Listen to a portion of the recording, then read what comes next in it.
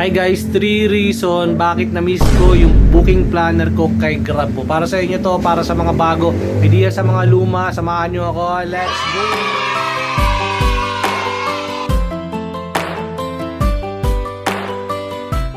So ayun mga paps, kamusta po kayo lahat? So ngayon share ko sa inyo yung rason, tatlong rason kung bakit ko na-miss yung booking planner session. So alam naman natin na pag meron tayong booking planner, so maganda yung pasok ng booking sa atin, malalapit. At the same time, hindi tayo ilalagay sa malalayong mga area.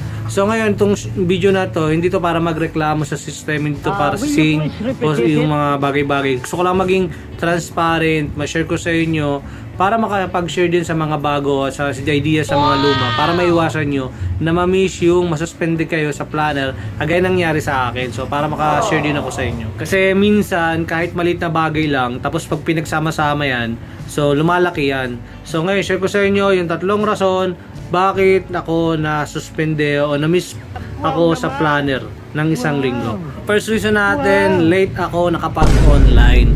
So nangyari to kasi nagpondo ako ng 12 to 3, tapos meron akong planner na alas 10 ng umaga.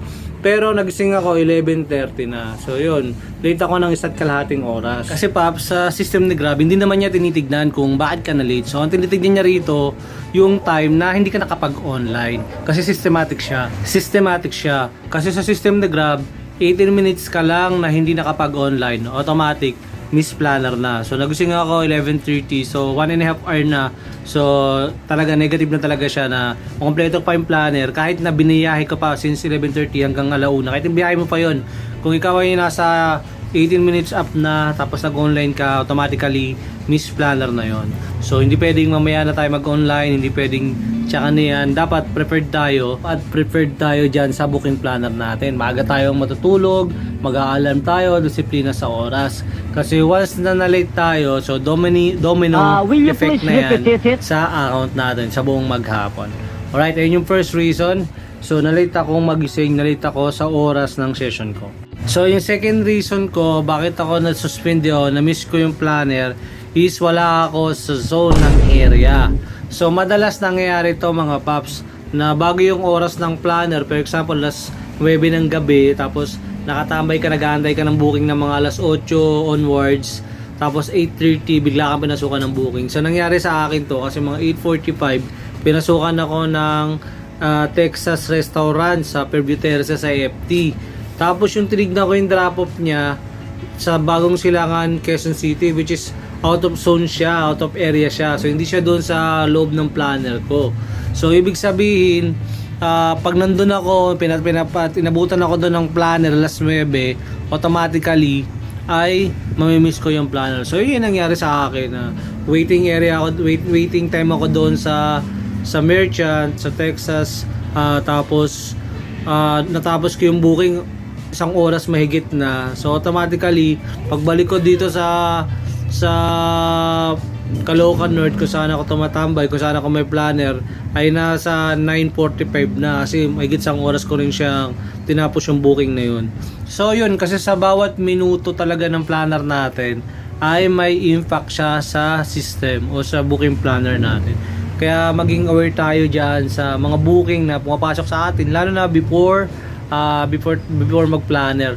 So yung mga kasamahan ko sa North Olympus, ang ginagawa nila, bago sila mag alas 9 ng gabi o mag-planner time, nagpapatay sila para hindi na sila ilayo.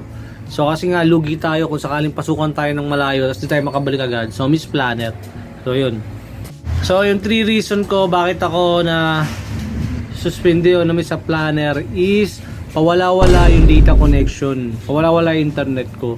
So critical to sa atin bilang isang Grab food rider kasi ang internet connection, yan ang lifeline natin bilang sa pag-grab.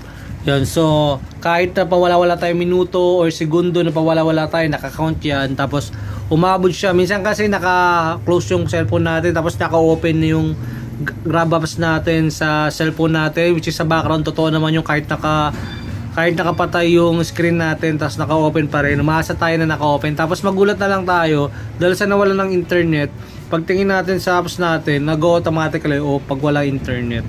So tapos na hindi natin namalayan na lagpas na pala ng 18 minutes yung pagpatay nung ng data dahil doon na-miss natin yung planner. So yun yung mga dahilan na kailangan natin bantayan mga paps. Bago tayo bumiyahe, i-check natin yung internet connection natin, kung stable ba siya. Mas maganda kung meron tayong backup, kasi iba dalawa cellphone, yung isa smart, yung isa globe, para just in case na magloko yung globe, kung globe yung ginagamit mo sa pag-grab, pwede mong gamitin yung smart.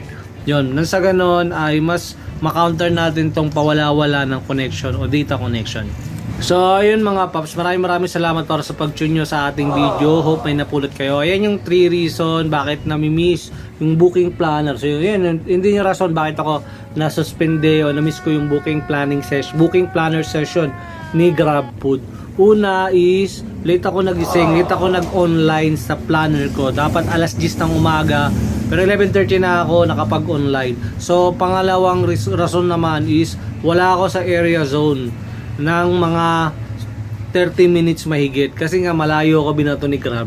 So pangatlong rason bakit nagmi-miss yung planner na hindi natin inaasahan ay unstable yung data connection natin. So yun yung mga bantayan natin. Alright guys, thank you so much para sa pag-tune nyo sa video natin. Sa mga bagong Grab dyan, hope may napulot kayo. Kung meron kayong mga tanong, ideas, addition, so please comment below. So don't hesitate to comment also sa mga veterano dyan. Kung may mga gusto ko yung sabihin, may experience rin ba yung pag-miss ng session nyo or pagsususpindi nyo, sana aware tayo dito. Alright, so thank you so much para sa lahat, sa mga nakasubscribe sa ating YouTube channel, maraming salamat. Sa mga hindi pa nakapag-subscribe, please do subscribe and click the notification bell para updated kayo sa mga i-upload pa natin mga video tungkol sa pag-grab, tungkol sa mga delivery rider na gagawin pa natin. Alright, so muli, this is Lopaps, nagsasabi na it doesn't matter how slow you go as long as you don't stop. Alright, peace out, thank you so much, bye bye.